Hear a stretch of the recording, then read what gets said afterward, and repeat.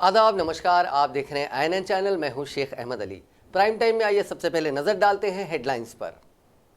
दहाइयों के चैलेंजों को बीजेपी हुकूमत ने सिर्फ 100 दिनों में निपटाया, वजीर आजम नरेंद्र मोदी का दावा।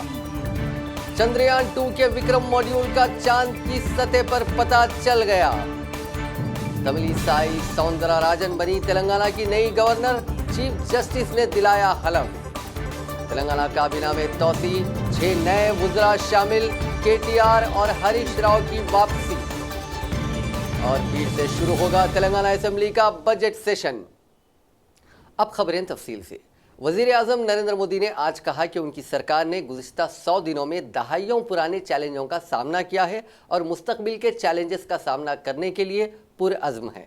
वजीर आजम नरेंद्र मोदी ने आज यहाँ विजय संकल्प रैली और पुना प्रमुख में महासम्मेलन से खिताब करते हुए कहा कि मुल्क और दुनिया ने देखा है कि हिंदुस्तान अब हर चैलेंज को चैलेंज देता है। उन्होंने कहा कि हम चैलेंजों से बराह रास्त टकराना जानते हैं और हम बड़े मकसद को जहन में रखकर चार जानिब से कदम उठाते हैं। उन्होंने जम्मू कश्मीर का जिक्र करते हुए कहा कि वो वहाँ के लोगों की तवक्कुआत को पूरा करने में लग गए हैं और गुज़िश्ता लोकसभा इंतखाबात में किए गए वादों को पूरा करने में उनकी हुकूमत मसरूफ़ हो गई है।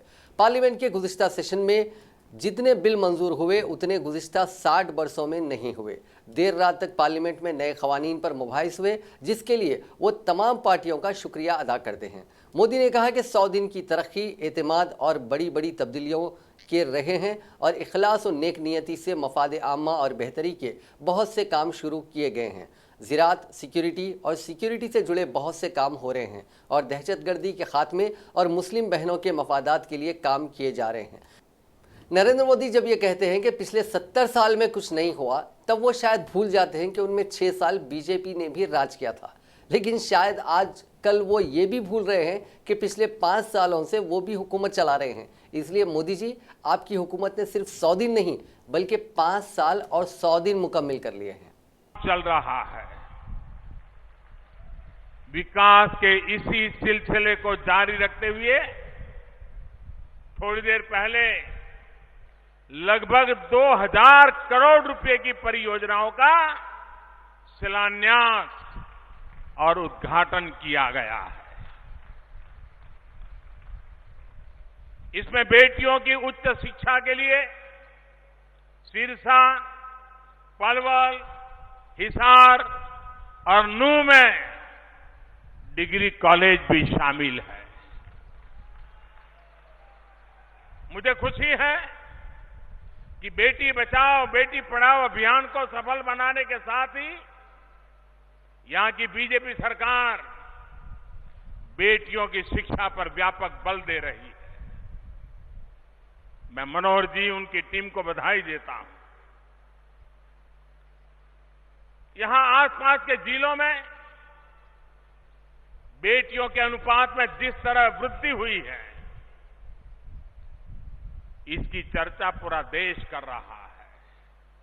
साथियों, कॉलेज के साथ साथ पानी की परियोजना, सोलर स्ट्रीट लाइट का काम, स्वास्थ्य से जुड़ी सुविधाएं, स्मार्ट व्यवस्थाओं से जुड़े प्रोजेक्ट का शुभारंभ भी आज यहां हुआ है। इसके अलावा यही रोहतक में करीब 600 गरीब परिवारों को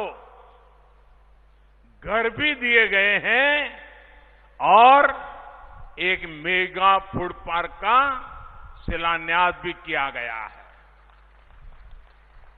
ये फूड पार्क हरियाणा के किसानों के लिए, यहां के युवा साथियों के लिए आय के, रोजगार के अनेक अवसर तैयार करने वाला है। जिन लोगों की दिवाली इस बार अपने नए घर में बीतने वाली है, उन्हें अभी से मेरी बहुत बहुत शुभकामनाएं। इन सभी विकास परियोजनाओं के लिए आप सभी को, पूरे हरियाणा को अनेक अनेक अभिनंदन, बहुत बहुत बधाई। साथियों, आज मैं यहां आप सभी के प्रति, पूरे हरियाणा वासियों के प्रति आभार व्यक्त करने भी आया हूं। जिस प्रकार दिल खोलकर प्यार और अपनापन, जैसा मैंने प्रारंभ में कहा, लोकसभा के चुनाव में बीजेपी को दिशा दी, समर्थन दिया। मरकजी हुकूमत ने गरीबों, किसानों, महरूम तबकात और ख़वातीन की फलाह बहबूद के अज़्म का अदा करते हुए इतवार को कहा कि गुज़िश्ता 100 दिनों के दौरान बैरून ममालिक में हिंदुस्तान की बुनियाद ज़्यादा मुस्तहकम हो गई है और जम्मू कश्मीर और मईशत के मामले में पूरी दुनिया उसके साथ खड़ी है। इत्तलात और नशरियात के वज़ीर प्रकाश जावड़ेकर ने यहाँ एक प्रेस कॉन्फ्रेंस से खिताब करते हुए नरेंद्र मोदी हुकूमत के दूसरे मियादकार के पहले 100 दिनों की कामयाबियों का जिक्र करते हुए कहा कि हुकूमत दूसरे मियादकार के लिए हासिल अवामी मैंडेट के मुताबिक काम कर रही है और उसी के मुताबिक फैसले ले रही है। उन्होंने जम्मू कश्मीर से आर्टिकल 370 के तहत खुसूसी दर्जा वापस लेने और दफ़ा 35A को हटाने को बड़ी कामयाबी करार देते हुए कहा कि हुकूमत इस फैसले से कश्मीर के लोगों को हुकूमत के मंसूबों का फ़ायदा मिल सकेगा और इलाके में तरक्की होगी। जावड़ेकर ने कहा कि गुज़िश्ता 100 दिनों के दौरान हुकूमत के फैसलों से पूरी दुनिया में हिंदुस्तान की साख में इजाफा हुआ है और पूरी दुनिया हमारे साथ खड़ी है। वज़ीर-ए-आज़म नरेंद्र मोदी को उन कमेटियों और काउंसिलों में भी दावत दी जा रही है जिनका हिंदुस्तान रुकन नहीं है। उन्होंने बताया कि हुकूमत के दूसरे मियादकार में हिंदुस्तान की साख पूरी दुनिया में मुस्तहकम हुई है और पूरी दुनिया हमारे साथ खड़ी है। मोदी सरकार के दूसरे कार्यकाल में, जिसे दुनिया भर में मोदी 2.0 कहते हैं, उस कार्यकाल के 100 दिन के समय पूरा हुआ और आज तक किसी भी सरकार में सरकार बनते ही 100 दिन में इतने महत्वपूर्ण और इतने सभी निर्णय शायद ही कभी हुए होंगे। और इसलिए ये विशेषता है। मैं इसका अगर वर्णन करना है तो ये कहूँगा, तेजी से देश हित के निर्णय, तैयारी से जबरदस्त निर्णय, तरक्की के बहुत महत्वपूर्ण निर्णय, सामाजिक न्याय के निर्णय, गरीब, मजदूर, किसान, दलित, आदिवासी, इनको सक्षम बनाने के निर्णय, इन्हीं सभी वर्गों को सुरक्षा कवच देने वाले निर्णय, सारे सरकारी प्रशासन में पारदर्शिता लाने वाले निर्णय, जनभागीदारी के निर्णय, विश्व में साख बढ़ाने वाले निर्णय और सहृदयता का परिचय देने वाले अनेक निर्णय प्रधानमंत्री नरेंद्र मोदी जी के नेतृत्व में हुए। आपको पता है, जम्मू कश्मीर का 370-35 से 2 यूनियन टेरिटरीज, नहीं, एक मिनट अभी मत करो यार, वही लगाओ आपका पहला ओरिजिनल कवर। तो ये जम्मू कश्मीर का निर्णय, अनलॉफुल एक्टिविटीज़ का निर्णय, 5 ट्रिलियन इकोनॉमी बनाने के रास्ते पर चलने के निर्णय, और ये इतने तैयारी से निर्णय हुए क्योंकि ये चुनाव के पहले से ही कांग्रेस पार्टी ने इल्ज़ाम लगाया है कि वज़ीर-ए-आज़म नरेंद्र मोदी की क़यादत वाली हुकूमत ने गुज़िश्ता 100 दिन में हक़ाइक़ को नज़रअंदाज किया है और घमंडी व इम्तियाज़ी सलूक की सियासत करते हुए सिर्फ इंतकामी जज्बे से काम किया है।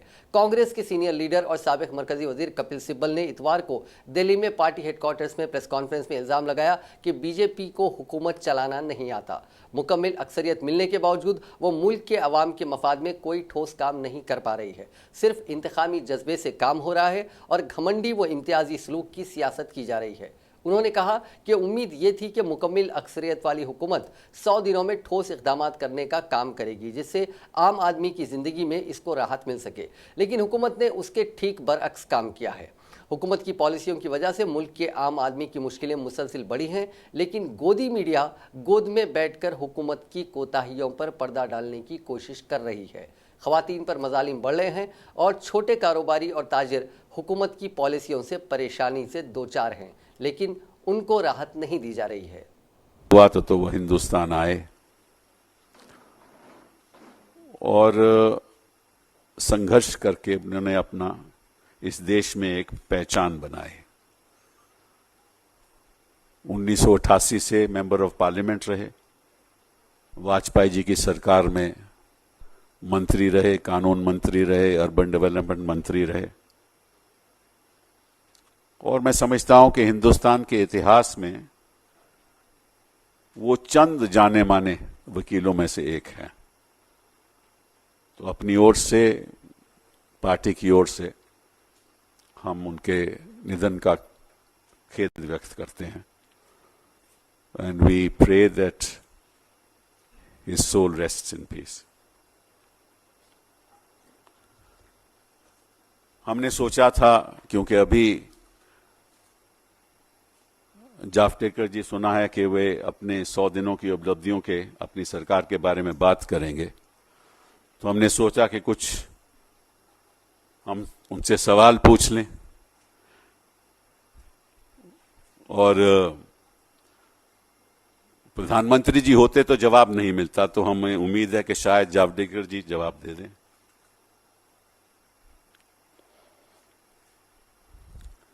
पहली बात तो यह है कि इस लोकसभा चुनाव के बाद, 2019 के चुनाव के बाद जो पूर्ण बहुमत भाजपा को मिली, मैं समझता था कि बहुमत मिलने के बाद उनको एक मौका मिलेगा पहले 100 दिनों में कुछ ऐसे ठोस कदम उठाने का कि आम आदमी की जिंदगी। वज़ीर दाखिला अमित शाह ने इतवार को कहा कि शुमाल मशरक़ी रियासतों और कुछ दीगर रियासतों के खुसूसी इलाकों को खुसूसी इल्तिज़ाम मुहैया कराने वाले आइन के आर्टिकल 371 के साथ कोई छेड़छाड़ नहीं की जाएगी। अमित शाह ने शुमाल मशरक़ी काउंसिल के 68वें मुकम्मल इजलास से खिताब करते हुए कहा कि जम्मू कश्मीर में आर्टिकल 370 ख़त्म किए जाने के बाद शुमाल मशरक़ के लोगों के दिलों में आर्टिकल 370 पर शुबात पैदा हो गए हैं। उन्होंने इल्ज़ाम लगाया कि जम्मू कश्मीर में आर्टिकल 370 ख़त्म किए जाने के बाद अपोजिशन जमातों ने यह प्रोपेगेंडा करने की कोशिश की कि आर्टिकल 371 को भी निशाना बनाया जा सकता है। उन्होंने कहा कि उन्होंने उसी वक्त पार्लियामेंट में वाज़ेह कर दिया था और आज एक बार फिर कहते हैं कि आर्टिकल 370 एक आर्जी इल्तिज़ाम था और आर्टिकल 371 खुसूसी इल्तिज़ाम है और इन दोनों में बुनियादी फ़र्क है। वज़ीर दाखिला ने कहा कि नरेंद्र मोदी हुकूमत आर्टिकल 371 का एहतराम करती है और आर्टिकल 371 के साथ किसी किस्म की छेड़छाड़ नहीं की जाएगी। मंच पर उपस्थित असम के गवर्नर महामहिम जगदीश मुखी जी, एनईसी के वाइस चेयरमैन और डोनर मंत्री डॉक्टर जितेंद्र सिंह जी, असम के लोकप्रिय मुख्यमंत्री सर्बानंद जी, सचिव डोनर, सचिव एनईसी, नॉर्थ ईस्ट के 8 राज्यों के राज्यपाल महोदय, मुख्यमंत्रीगण, सांसदगण और उपस्थित भारत सरकार और नॉर्थ ईस्ट की सरकारों के सचिवगण, मेंबर एनईसी और मीडिया के मित्र, आप सभी का आज मैं 68वीं एनईसी की सभा में आपका स्वागत करता हूं। आज हम सब के लिए ये महत्वपूर्ण दिन एक और दृष्टि से भी है। पूरे उत्तर पूर्व को, पूरे नॉर्थ ईस्ट को विश्व में अपनी कला से परिचय कराने वाले भारत रत्न भूपेन दा का आज जन्मदिन है। भूपेन दा का नाम याद आते ही न केवल भारत, समग्र विश्व को नॉर्थ ईस्ट की याद आती है। इतना बड़ा कलाकार, जीवन में कई मौके आए, गुजरात से भी उनका रिश्ता रहा, मैं जानता हूं ढंग से, आप भी जानते हैं क्या रिश्ता है। मगर कई मौके आए उनको बंबई ले जाने के लिए, कलकत्ते ले जाने के लिए, विश्व के कई देशों में ले जाने के लिए, क्योंकि वो कोई एक भाषा के कलाकार नहीं थे, संगीत के मर्म को जानने वाले कलाकार थे। और संगीत की कोई भाषा नहीं होती है, सभी लोग उनको प्लेटफॉर्म देना चाहते थे।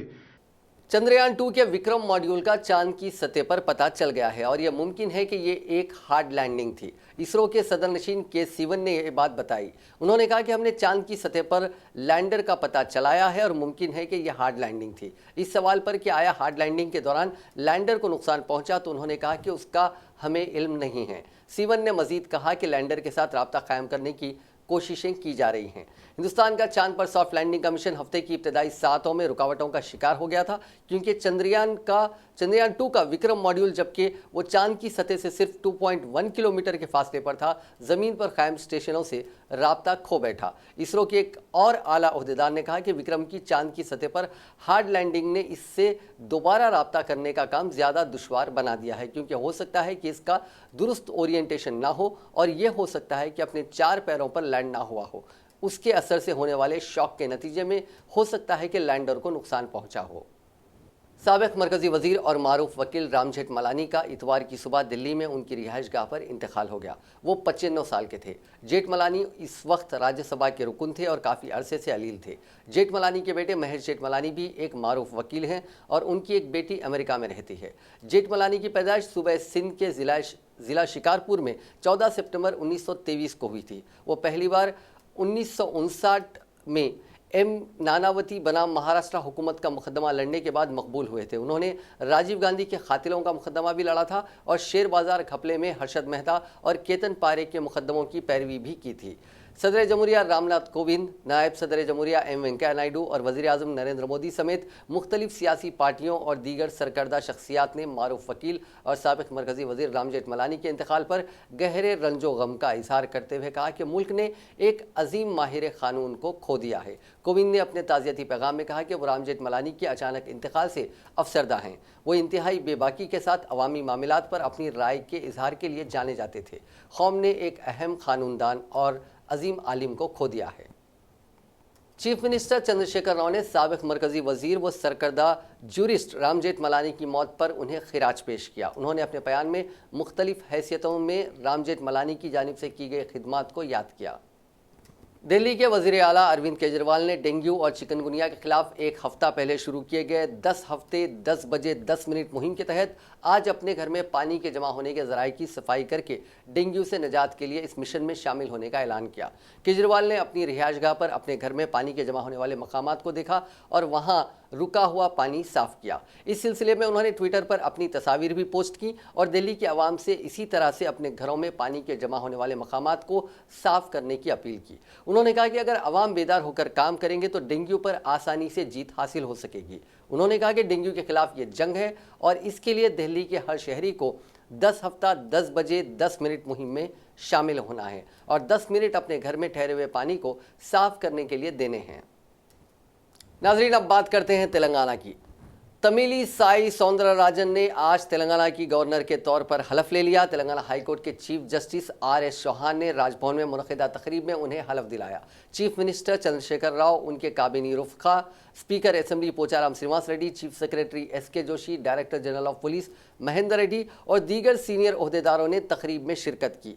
सौंदरराजन तमिलनाडु में बीजेपी की सरबराह रह चुकी हैं। वो तेलंगाना की दूसरी गवर्नर हैं। वो ESL नरसिम्हन की जानशीन बनी, जिन्हें मुत्तहदा आंध्र प्रदेश और बादअज़ां तेलंगाना व आंध्र प्रदेश दोनों रियासतों के गवर्नर के तौर पर खिदमात अंजाम देने का मौका मिला।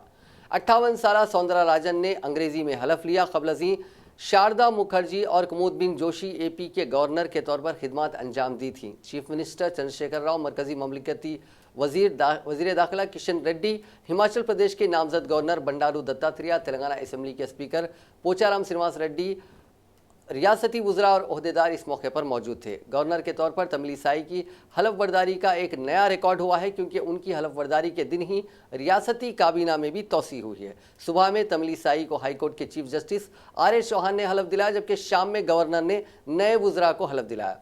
रियासती काबीना में तोसी के लिए आज के दिन का चीफ मिनिस्टर ने इंतखाब किया, क्योंकि समझा जाता है कि उनकी नज़र में इतवार का दिन इस मकसद के लिए मुकद्दस था। रियासती काबीना में आज तोसी अमल में आई। रियासत की नई गवर्नर की हैसियत से हलफ लेने के 5 घंटे बाद ही गवर्नर तमिलिसाई सौंदरराजन ने 6 नए वुज़रा को हलफ दिलाया। इस तरह आज काबीना में 6 वुज़रा की शमूलियत के साथ चीफ मिनिस्टर के बशमूल वुज़रा की तादाद 18 हो गई। सबसे पहले हरीश राव ने हलफ लिया, बाद अज़ां के तारक रामाराव, सबीता इंदिरा रेड्डी, गंगुला कमलाकर, सत्यवती राठौर और पी अजय कुमार ने हलफ लिया। हलफ लेने के बाद हरीश राव, केटीआर, सत्यवती राठौर, गंगुला कमलाकर और अजय कुमार ने चीफ मिनिस्टर चंद्रशेखर राव के पैर छुए। हलफ बर्दारी तकरीब के दौरान चीफ मिनिस्टर केसीआर पहली मरतबा काबीना में शामिल होने वाले वुज़रा अजय कुमार, सत्यवती राठौर, गंगुला कमलाकर को हलफ लेने के उमूर से वाकिफ करवाते हुए देखे गए। इन तमाम को गवर्नर तमिलिसाई सौंदरराजन ने राजभवन में मुनक़िदा तकरीब में ओहदे राजदारी का हलफ दिलाया। हलफ बर्दारी की तकरीब 4:14 पर शुरू हुई। जिन 6 नए वुज़रा को काबीना में शामिल किया गया है, उनमें से 3 वुज़रा पहली मरतबा वजीर बने हैं, जिनमें सत्यवती राठौर, पी अजय कुमार, गंगुला कमलाकर शामिल हैं, जबकि केटीआर और हरीश राव गुज़िश्ता मियाद में वजीर रह चुके हैं। ताहम दिसंबर 2018 में टीआरएस के दोबारा इख्तिदार में आने के बाद इन दोनों को नई काबीना में शामिल नहीं किया गया था। इस मरतबा इन दोनों को मौका फराहम किया गया है। इसी तरह कांग्रेस से टीआरएस में शामिल होने वाली रुकन असम्बली सबीता इंदिरा रेड्डी को भी काबीना में शामिल किया गया है, जो कांग्रेस दौरे हुकूमत में मुत्तहदा आंध्र प्रदेश की पहली वजीर दाखिला की हैसियत से खिदमात अंजाम दे चुकी हैं।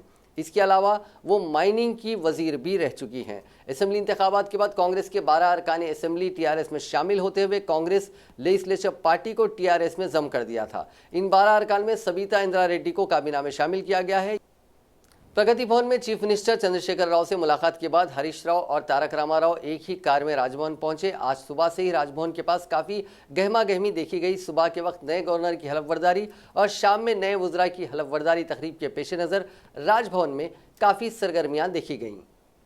टीआरएस के सीनियर कायद हरीश राव को काबीना में शामिल करने के बाद सिद्दीपेट में जश्न मनाया गया। सिद्दीपेट में उनके चाहने वालों के अलावा टीआरएस के कारकुनों ने जश्न मनाया। हरीश राव सिद्दीपेट से 6 मरतबा असम्बली के लिए मुंतखब हुए। इससे कबल चीफ मिनिस्टर चंद्रशेखर राव भी 6 मरतबा इसी हल्के से असम्बली के लिए मुंतखब हुए थे।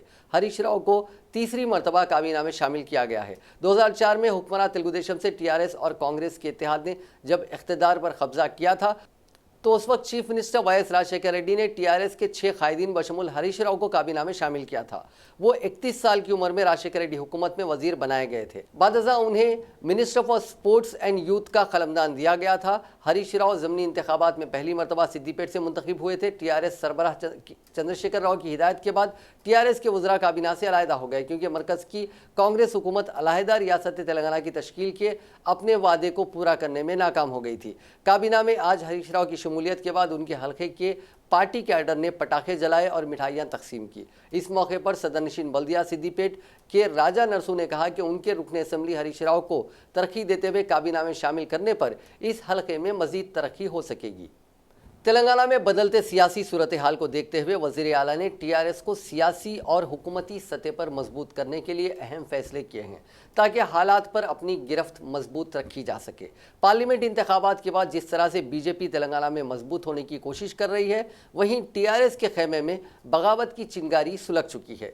इसको आग का गोला बनने से पहले ठंडा करने की हिकमत अमली पर अमल करते हुए केसीआर ने हफ्ते की रात काबीना में तोसी के फैसले के अलावा 12 अरकान असम्बली को कॉरपोरेशन के ओहदे देने का ऐलान किया है। इसके अलावा पार्टी के उन सीनियर कायदीन को आला ओहदे देने का फैसला किया जो हालिया असम्बली इंतखाबात में शिकस्त से दोचार हुए। इनमें साबिक स्पीकर मधुसूदन चारी, जूपल्ली कृष्णा राव शामिल हैं। इनके अलावा साबिक वज़रा कडियम श्रीहरी और नैनी नरसिम्हा रेड्डी, साबिक deputy speaker Padma Devendra Reddy, government whip पल्ला राजेश्वर रेड्डी, एमएलए ए श्री बाजी रेड्डी गोवर्धन रेड्डी को अहम ओहदे देने का फैसला किया गया है। इनमें कुछ को राज्यसभा की रुकनियत भी दी जा सकती है। वज़ीर आला न सिर्फ रियासत की इंतजामिया को मजबूत बनाने के अलावा टीआरएस पार्टी को सबसे ताकतवर पार्टी बनाने के तौर पर एक अमली मंसूबा तैयार कर रहे हैं। उन्होंने पार्टी कमेटियों को मुकर्रर करने और रियासत में पार्टी दफातर की तामीर मुकम्मल करने का भी फैसला किया है, ताकि पार्टी कैडर को हुकूमत की स्कीमों और प्रोग्रामों को लोगों तक मौसर तरीके से ले जाने की जिम्मेदारी दी जाए। सियासी मुबस्सिरीन का मानना है कि अपोजिशन के इल्ज़ामात को देखते हुए 1 साल कबल केसीआर ने असम्बली को तहलील करके अपोजिशन को जवाब दिया था। इस बार अपोजिशन के मंसूबे को खत्म करने के लिए तेलंगाना तहरीक में नुमाया खिदमत अंजाम देने वाले और पार्टी में सख्त मेहनत करने वालों को ओहदे देकर जवाब देना चाहते हैं। ये तो आने वाला वक्त ही बताएगा कि केसीआर अपनी हिकमत अमली में कितने कामयाब होते हैं।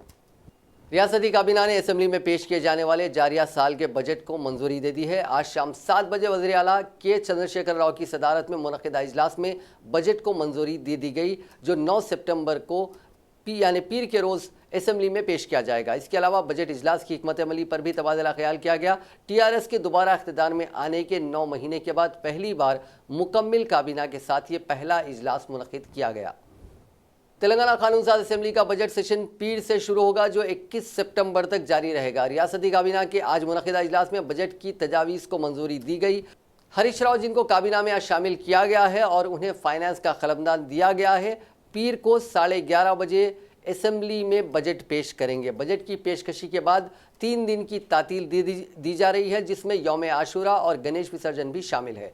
तातील के बाद 2 दिन बजट पर मुबाहिस और आइंदा 5 दिन के दौरान मुतालबात ज़र पर मुबाहिस होंगे और बजट की मंजूरी होगी। यह बजट सेशन काफ़ी हंगामा खैज होने का इम्कान है, क्योंकि अपोजिशन जमातें हुकूमत को निशाना बनाने के लिए तैयार हैं। हुक्मरान जमात बजट की बाइत्तेफाक आरा मंजूरी के लिए तमाम जमातों के इत्तेफाक राय के लिए कोशिश कर रही है, जबकि 3 अपोजिशन जमातें कांग्रेस, तेलुगु देशम और बीजेपी कई अवामी मसाइल पर हुकूमत को घेरने के लिए तैयार हैं। सीएलपी लीडर मल्लू भट्टी विक्रमार्का ने पहले ही वाजे कर दिया है कि वो किसानों के ज़रई खर्जात की माफ़ी, यूरिया की कमी, बेरोजगार नौजवानों को रोजगार भत्ता, आबपाशी प्रोजेक्ट्स में रिश्वतखोरी, पीपीएस और बेशतर इंतखाबी वादों पर अमल आवरी में रियासती हुकूमत की नाकामी के मसाइल को उठाएंगे। बीजेपी इम्कान है कि 17 सितंबर को यौम आज़ादी तेलंगाना की तकरीब सरकारी तौर पर मनाने का मसला असेंबली में उठाएगी। साथ ही दीगर सुलगते मसाइल भी उठाए जाने का इम्कान है। तेलुगु देशम, जिसका असेंबली में एक ही रुकन है, भी बेशतर अवामी मसाइल उठाने के लिए तैयार है। कांग्रेस पार्टी के फ्लोर लीडर भट्टी विक्रमार्का ने मुतालबा किया है कि असेंबली बजट इजलास कम से कम 23 दिनों तक चलाया जाए। गांधी भवन में मीडिया से बात करते हुए उन्होंने कहा कि बजट पेश करने के बाद 48 घंटों का वक्त उसका जायजा लेने के लिए दिया जाए। 6 दिन आम बजट पर और 17 दिन मुतालबात ज़र पर मुबाहिस होने चाहिए। उन्होंने कहा कि रियासत में बहुत अहम मसाइल हैं जिन पर बहस होनी चाहिए। उन्होंने कहा कि अवामी सेहत, किसानों की कर्ज माफ़ी, मुनाफा बख्श कीमत, रियासत में बेरोजगारी के मसले पर हुकूमत से सवाल किया जाएगा। इसके अलावा SC/ST के सब प्लान की फंड्स की मुंतकली, सेल्फ हेल्प ग्रुप खवातीन को खर्च की फराहमी और डबल बेडरूम के वादे को पूरा करने के लिए हुकूमत पर दबाव डाला जाएगा। साथ ही कालेश्वरम प्रोजेक्ट की तामीर में बदउनवानियों का मामला भी ऐवान में उठाया जाएगा। तेलंगाना प्रदेश कांग्रेस कमेटी के सदर और नलगुंडा के MP उत्तम कुमार रेड्डी ने कहा कि 15 सितंबर को महबूब नगर में पार्टी की रुकनियत साजी मुहिम का आगाज होगा। हाईकमान की हिदायत पर रियासत में पार्टी की रुकनियत साजी मुहिम शुरू की जा रही है। गांधी भवन में पार्टी के इंचार्ज RC कुंतिया, भट्टी विक्रमार्का और दूसरों के साथ प्रेस कॉन्फ्रेंस से खिताब करते हुए उत्तम कुमार रेड्डी ने कहा कि पार्टी की रुकनियत हासिल करने वालों को बीमा की सहूलत फराहम करने का फैसला किया गया है। बीमा पॉलिसी के उमूर की जिम्मेदारी भट्टी विक्रमार्का और कुंडा विश्वेश्वर रेड्डी को सौंपी गई है। महात्मा गांधी की 150वीं जयंती तकारीब बड़े पैमाने पर मनाने का फैसला किया गया है। गांधी जी के नजरियात को हर महल्ले तक पहुंचाने के इकदाम किए जाएंगे। जिला सतह पर पार्टी कारकुनों को तरबियत फराहम करने का प्रोग्राम जारी रहेगा और इस प्रोग्राम के दौरान इंतखाबात मुनक़िद होते हैं तो ऐसी सूरत में भी तरबियती प्रोग्राम जारी रहेगा। 10 अफराद को AICC रवाना करते हुए उन्हें ट्रेन करवाया जाएगा। कांग्रेस के नजरियात की तशहीर के लिए मनसूबाबंदी की जाएगी। उत्तम कुमार रेड्डी ने कहा कि बीजेपी लीडर 17 सितंबर को यौम आज़ादी तेलंगाना की तकरीब मनाने की तशहीर कर रहे हैं। PCC सदर ने कहा कि तेलंगाना की आज़ादी से बीजेपी का कोई ताल्लुक नहीं है। तेलंगाना की तारीख से वाकिफियत ना रखने वाले गलत तशहीर कर रहे हैं। तेलंगाना की आज़ादी या इंजमाम, इन दोनों मामलात से बीजेपी का कोई ताल्लुक नहीं है।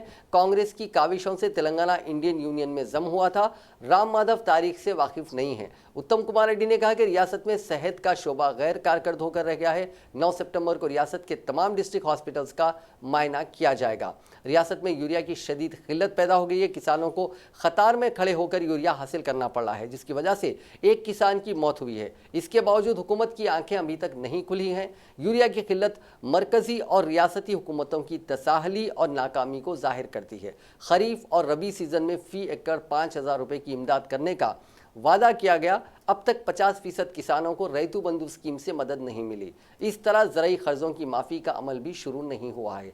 ज़रई कर्जों की माफ़ी का मुतालबा करते हुए 11 सितंबर को 11 बजे दिन तमाम असम्बली हलकों में कांग्रेस की जानिब से एहतजाजी मुजाहरे किए जाएंगे।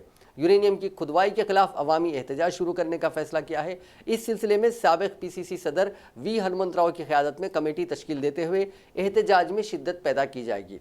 उत्तम कुमार रेड्डी ने यादगिरी गुट्टा की मंदिर में देवताओं के साथ केसीआर और कार की तस्वीर को नक्श करने की शदीद मजम्मत की और कहा कि इस अमल से चंद्रशेखर राव के आमिराना निज़ाम जाहिर होता है। आसरा स्कीम के तहत वजीफे जारी नहीं हो रहे हैं। धरानी वेबसाइट में रिकॉर्ड दुरुस्त नहीं है। इस सिलसिले में भी एक कमेटी तश्कील दी जाएगी। అదే విధంగా ఎన్నికల్లో రైతులకి ₹1,00,000 రుణమాఫీ చేస్తామని చెప్పిన పెద్ద మనుషులు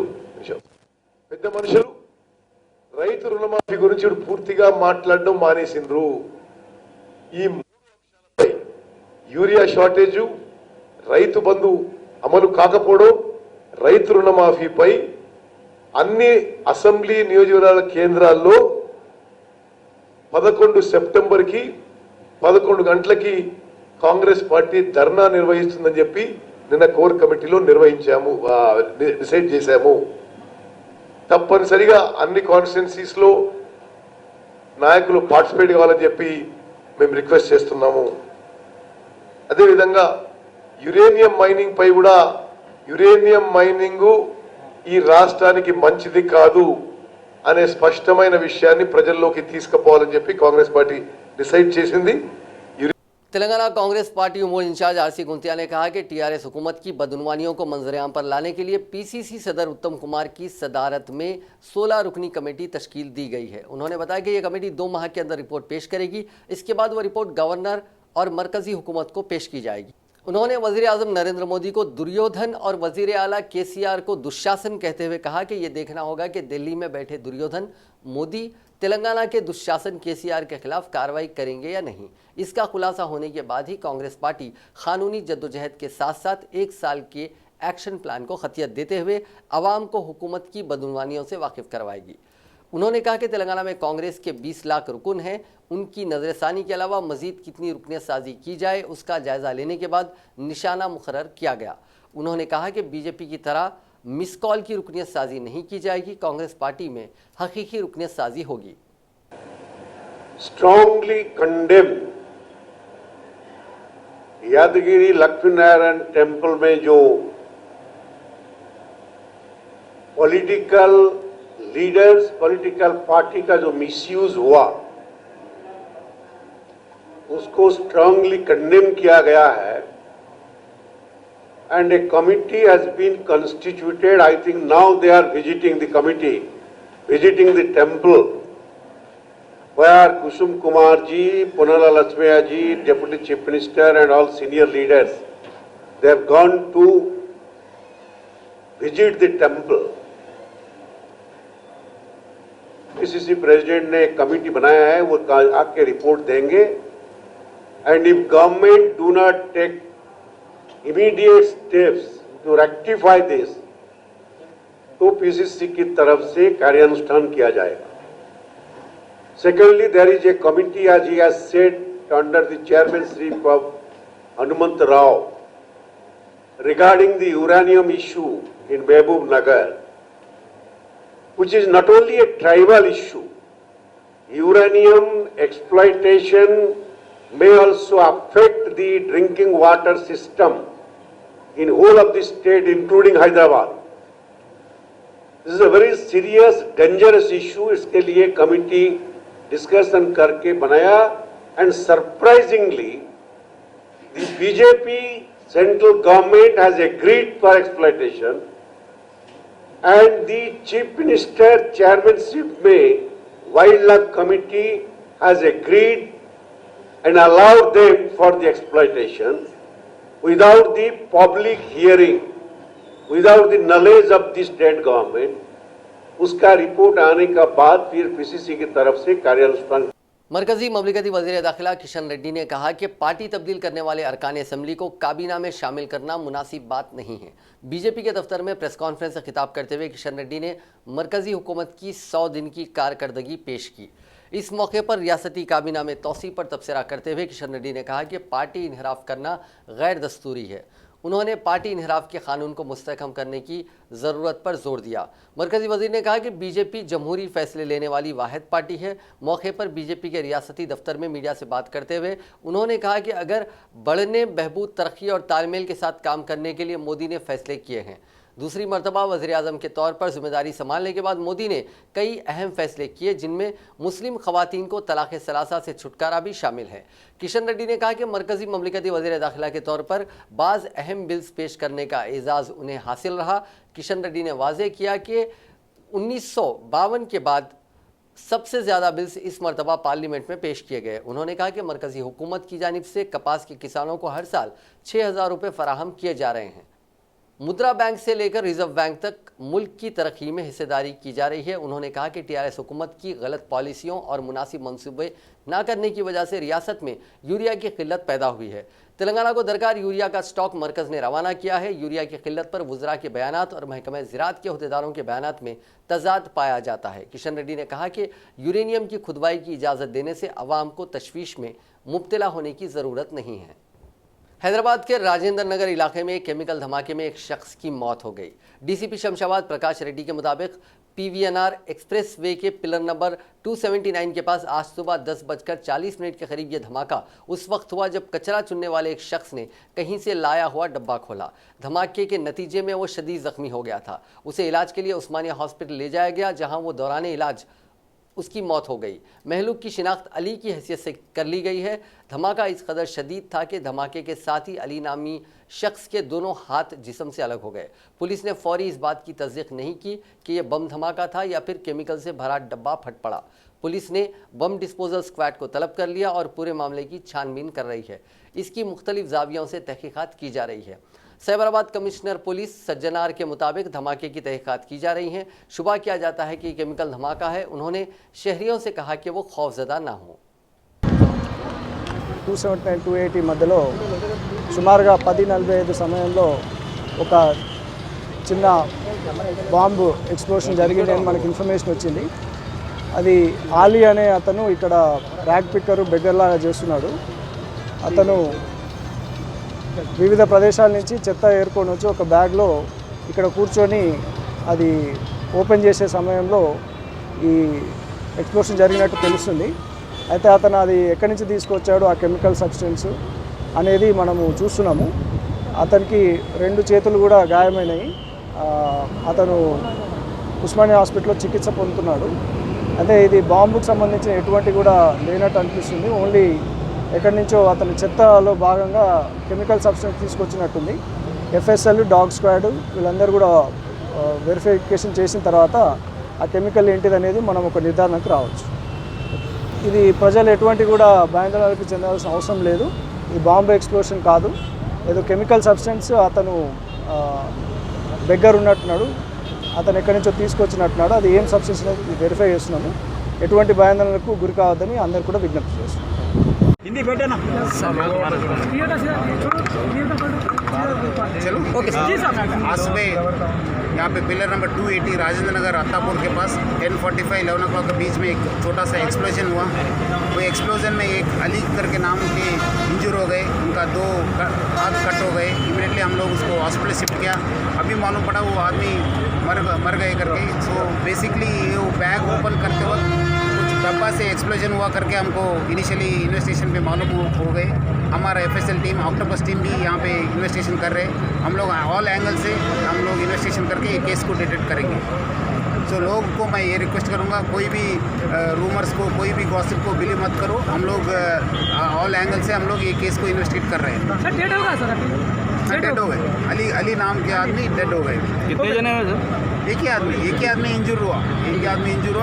उनका इनिशियली हम लोग इंजर होते ही हम लोग शिफ्ट किया, बाद में मालूम पड़ा भी वो डेथ हो गई। Okay, thank you sir.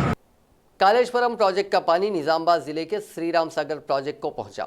Flood flow कैनालों के जरिए श्रीराम सागर प्रोजेक्ट में पानी हासिल होने पर किसानों में मसरत की लहर दौड़ गई। माजी में श्रीराम सागर प्रोजेक्ट से निचली सतह पर पानी छोड़ा जाता था। मौजूदा निचली सतह से रिवर्स पंपिंग के जरिए ऊपरी सतह पर वाक़ प्रोजेक्ट को पानी हासिल होने पर किसानों और अवाम ने हैरत का मुजाहरा किया। जिले जगतियाल के इब्राहिमपट्टनम मंडल राजेश्वर राव पेट पंप हाउस मोटरों को रिटर्न किए जाने पर कालेश्वरम का पानी जिले को पहुंचा। ट्रायल रन का पानी कुम्मरपल्ली मोरताड़ मंडलों से बालाकुंडा तक आया है। आज दोबारा मोटरों को ऑन करते हुए श्रीराम सागर प्रोजेक्ट को पानी छोड़ा गया। प्रोजेक्ट की सतह पूर्ण करने के लिए रियासती हुकूमत की जानिब से मिशन भागीरथ की कोशिशें समर आवर साबित हो रही हैं। राजेश्वर और पेट के करीब ट्रायल रन अंजाम देने वाला पानी श्रीराम सागर से 4-5 किलोमीटर फासले तक रुका रहा। मजीद 1 घंटा मोटरों के चलाए जाने पर यह पानी प्रोजेक्ट में दाखिल हुआ। प्रोजेक्ट में पानी के दाखिल होने का नज़ारा देखने अवाम में जोश व खरोश पाया जाता है। कालेश्वरम का पानी मेडीगड्डा अन्नारम सुंदला आबपाशी स्कीम के जरिए यल्लमपल्ली पहुंच रहा है। यल्लमपल्ली से फ्लड कैनलों को 102 किलोमीटर तक पुर होने पर मिड मैनियर और वहां से लोअर मैनियर को मुंतकिल होगा। ऊपरी हिस्से में वाक़ श्रीराम सागर प्रोजेक्ट को पुर करने 3 पंप हाउस तामीर किए गए हैं। 73 किलोमीटर रामपुर के पास, 34 किलोमीटर राजेश्वर राव पेट के पास पंप हाउस की तामीर मुकम्मिल की गई है। 0 पॉइंट प्रोजेक्ट के पास कामों की तकमील ना होने पर 2 मकामात पर पंप हाउस की तामीर मुकम्मिल करते हुए ओहदेदार 6 TMC पानी मुंतकिल करने के इक़दाम कर रहे हैं। शहर हैदराबाद में डेंगू से एक और कमसिन लड़की की मौत हो गई। पीस कॉलोनी मलकपेट से ताल्लुक़ रखने वाले मोहम्मद वहीदुद्दीन की 4 साला लड़की इरम तबस्सुम गुज़िश्ता चंद दिनों से शदीद बुखार से मुतासिर थी। 28 अगस्त को लड़की को इलाज के लिए नारायणगुड़ा के खानगी हॉस्पिटल ले जाया गया, जहां डॉक्टर्स ने अद्वियात वगैरह देकर लड़की के वालिद को ये कहते हुए घर भिजवा दिया कि 2 दिन की दवाएं इस्तेमाल करने के बाद भी अगर उफाका ना होने पर दोबारा हॉस्पिटल से रुजू हों ताकि उनकी तिब्बी मायने करवाए जा सकें। 2 दिन की दवा के इस्तेमाल के बाद भी लड़की की तबीयत में कोई बेहतरी नहीं आई, जिसके बाद वो दोबारा 30 अगस्त को इसी हॉस्पिटल से रुजू हुए, जहां डॉक्टरों ने लड़की के डेंगू का मायना किया और इस बात की तस्दीक हो गई कि लड़की डेंगू से मुतासिर है। खानगी हॉस्पिटल के डॉक्टरों ने लड़की की तशवीशनाक हालत को देखते हुए लड़की के वालिद को बंजारा हिल्स के एक कॉर्पोरेट दवाखाना मुंतकिल करने का मशवरा दिया, जिसके बाद कॉर्पोरेट हॉस्पिटल की एम्बुलेंस के जरिए लड़की को बंजारा हिल्स के हॉस्पिटल में शरीक कर दिया गया, जहाँ मजीद तिब्बी मायने के दौरान ये पता चला कि डेंगू के असर की वजह से लड़की के जिस्म के कई आज़ा मुतासिर हुए हैं और प्लेटलेट्स में भी काफ़ी कमी हो गई है। कॉर्पोरेट हॉस्पिटल में लड़की का तकरीबन 10 दिन तक इलाज किया गया, ताहम कोई फ़ायदा नहीं हुआ और हफ्ते की रात लड़की का इंतकाल हो गया। आज इतवार के दिन बाद नमाज ज़ोहर कमसिन इरम तबस्सुम की तदफीन अमल में आई। डेंगू की वजह से अब तक कई अफराद की मौत हो चुकी है, जिनमें कई बच्चे शामिल हैं, लेकिन रियासती हुकूमत इन अमवात का एतराफ़ तक करने के लिए तैयार नहीं है। देखिए INN चैनल की खास रिपोर्ट। हैदराबाद की फिजा में जैसे जहर घुल गया है। बीमारियों के वायरस ने पूरे शहर पर अपना शिकंजा कस दिया है और आज शहर का हर गली कूचा किसी न किसी किस्म के बुखार की चपेट में है। शहर का कोई भी हॉस्पिटल, चाहे वो प्राइवेट हो या सरकारी, मरीजों से भरा हुआ है। हर हॉस्पिटल में मरीजों की लंबी लंबी कतारें लगी हुई हैं। सवेरे से देर रात तक लगभग हर खानदान का कोई ना कोई फर्द किसी न किसी किस्म के बुखार का शिकार है, बल्कि कई मामलों में एक ही घर के कई अफराद बीमार हैं। Viral fever, malaria, chikungunya, typhoid या फिर डेंगू ने कहीं ना कहीं डेरा डाला हुआ है। गांधी हॉस्पिटल, उस्मानिया हॉस्पिटल और फीवर हॉस्पिटल में अब शाम के औकात में भी आउट पेशेंट डिपार्टमेंट्स चलाए जा रहे हैं। वैसे ही बस्ती दवाखाने भी सुबह और शाम के औकात में काम कर रहे हैं। फीवर हॉस्पिटल में सबसे ज़्यादा मामले रिपोर्ट हो रहे हैं। यहाँ इस महीने के शुरू से अब तक रोज़ाना 2000 से ज़्यादा अफराद रुजू हो रहे हैं। मरीजों की बढ़ती तादाद को देखते हुए यहाँ एक्स्ट्रा काउंटर्स भी शुरू किए गए हैं। हैदराबाद के अलावा तेलंगाना रियासत के दीगर अजला में भी सभी किस्म के बुखार का जोर है। उस्मानिया हॉस्पिटल में रोज़ाना 2 से 3 हज़ार लोग, गांधी हॉस्पिटल में 3 से 5 हज़ार लोग, फीवर हॉस्पिटल में 1200 से 250, तो नीलोफर में 1500 से 2500 अफराद बतौर आउट पेशेंट आ रहे हैं। इस बढ़ती बीमारी की असल वजह है शहर में फैली गंदगी, कचरा, जमा हुआ पानी और उनसे बढ़ते मच्छर। GHMC की जिम्मेदारी थी कि वो शहर में ठीक से सफाई का काम करती, कचरा उठाती और फॉगिंग करती, लेकिन क्या करें, पिछले साल नवंबर से इस साल अगस्त तक GHMC के सैनिटेशन और एंटोमोलॉजी डिपार्टमेंट का स्टाफ इलेक्शन ड्यूटीज पर तैनात था, इसीलिए उसे अपना असल काम करने का वक्त ही नहीं मिला। लेकिन हाँ, GHMC ने एक मॉनसून एक्शन प्लान ज़रूर बनाया था। और उसके कई कॉपीज भी मीडिया में सर्कुलेट किए थे। इसको लेकर कुछ मीटिंग्स भी हुए थे। ये अलग बात है कि यह प्लान पेपर पर बनाया गया था और बारिश की वजह से वो पेपर भीग गए और प्लान धुल गया। जीएचएमसी पर टीआरएस का कब्जा है और शहर के कॉरपोरेटर्स पहले असेंबली इलेक्शंस, फिर लोकसभा इंतखाबात और बाद में टीआरएस की मेंबरशिप ड्राइव में बिजी थे। इसीलिए शायद वो अपनी असल जिम्मेदारी निभाने में चूक गए। वैसे भी पूरे मुल्क में आजकल अकाउंटेबिलिटी नाम की कोई चीज़ बाकी नहीं रही। आजकल एक ही कल्चर चल रहा है कि आपको हर कीमत पर इलेक्शन जीतना है, इख्तिदार संभालना है और खामोश बैठ जाना है। मिनिस्टर क्वार्टर्स में साफ सफाई का खास ख्याल रखा जाता है, रोजाना फॉगिंग होती है। इसलिए अब तक शायद किसी भी मंत्री या एमएलए या उनके रिश्तेदारों या फिर उनके नौकरों को भी काटने की हिम्मत किसी मच्छर ने नहीं की। मच्छर तो अपना पूरा जोर आम लोगों को काटने पर लगा रहे हैं। अब हुकूमत हालिया दिनों से हो रही बारिश को इन बीमारियों के लिए जिम्मेदार ठहरा रही है। सही बात है, आपने कभी किसी मिनिस्टर को ये कहते हुए सुना है कि हाँ हमसे गलती हुई है, चूक हुई है, हम आवाम से माफ़ी चाहते हैं? उल्टा वो आपको कहेंगे कि आपने अपने घर में जो गंदगी पाल रखी है उसी की वजह से मच्छर पैदा हुए हैं और आपको काट रहे हैं। आपको तो एहसानमंद रहना चाहिए कि हुकूमत आपका सरकारी अस्पतालों में मुफ्त में इलाज कर रही है। इस बार डेंगू का ज्यादा शिकार मासूम बच्चे हो रहे हैं। 30 अगस्त से 5 सितंबर के बीच रियासत में डेंगू के 730 केसेस सामने आए। उनमें 261 मामले 15 साल से कम उम्र के बच्चों के हैं। इनमें से 50 की उम्र 5 साल से कम है। 6 से 10 साल के 124 बच्चे हैं और 11 से 15 साल के 88 बच्चे हैं। अगर आपके घर में खुदा ना ख्वास्ता किसी को डेंगू हो जाए तो पूरा खानदान परेशान हो जाता है। आपकी सांसें अटक जाती हैं। इलाज के साथ साथ पूरा घर उस फर्द के ठीक होने तक दुआओं में मसरूफ हो जाता है। अगर कॉर्पोरेट या प्राइवेट हॉस्पिटल में ट्रीटमेंट हो रहा हो तो पूरे महीने भर का खर्च सिर्फ एक हफ्ते में खर्च हो जाता है। आप अपने बैंक से पूरे पैसे निकाल लेते हैं, सोना रहन रखते हैं या फिर बेच देते हैं या फिर किसी से कर्ज लेते हैं। किसी भी तरह आप आपके रिश्तेदार का ठीक होने तक इलाज करवाते हैं। डेंगू जैसी एक बीमारी आपकी कमर तोड़ देती है। लेकिन रियासती हुकूमत के लिए ये सब सीजनल डिजीजेज हैं जो मौसम के साथ आती भी हैं और चली भी जाती हैं। बिल्कुल वैसे ही जैसे इलेक्शन के मौसम में लीडर्स आए थे और इलेक्शन जीतकर गायब भी हो गए। शहर में फैली हुई बीमारियों को कम दिखाने का हुकूमत के पास एक और तरीका भी है। वो उन्हीं मामलों को खातिर में लाते हैं जो सरकारी हॉस्पिटल्स में रिपोर्ट होते हैं। क्योंकि सरकारी हॉस्पिटल्स गिने चुने हैं और प्राइवेट हॉस्पिटल्स हर गली कूचे में हैं, तो बेहतर है कि सिर्फ सरकारी हॉस्पिटल्स के फिगर को ही ऑथेंटिक माना जाए। सरकारी आंकड़ों के मुताबिक इस साल यानी जनवरी से अगस्त तक डेंगू के 2113 मामले रिपोर्ट हुए। गांधी हॉस्पिटल में 2859 सैंपल्स कलेक्ट हुए थे, जिनमें से 451 पॉजिटिव थे। लेकिन इनमें से 232 मामले सिर्फ अगस्त में सामने आए। उस्मानिया हॉस्पिटल में इस साल मई से अब तक 911 सैंपल्स में से 208 डेंगू पॉजिटिव थे। नीलोफर हॉस्पिटल में जहां सिर्फ बच्चों का ट्रीटमेंट होता है 799 डेंगू पॉजिटिव केसेस रिपोर्ट हुए हैं और ये मामले जून, जुलाई और अगस्त के ही हैं। बल्कि अकेले अगस्त में 499 डेंगू केसेस आए हैं। फीवर हॉस्पिटल में जुलाई और अगस्त में 74 डेंगू केसेस रिपोर्ट हुए हैं। कॉर्पोरेट और प्राइवेट हॉस्पिटल्स में जिनका डेंगू का इलाज हुआ है वो आंकड़े हुकूमत के पास नहीं है, या फिर यूं कहें कि हुकूमत के मुताबिक वो लोग डेंगू का शिकार हुए ही नहीं और बेकार में उन्होंने हजारों रुपए का बिल उन हॉस्पिटल्स को अदा कर दिया।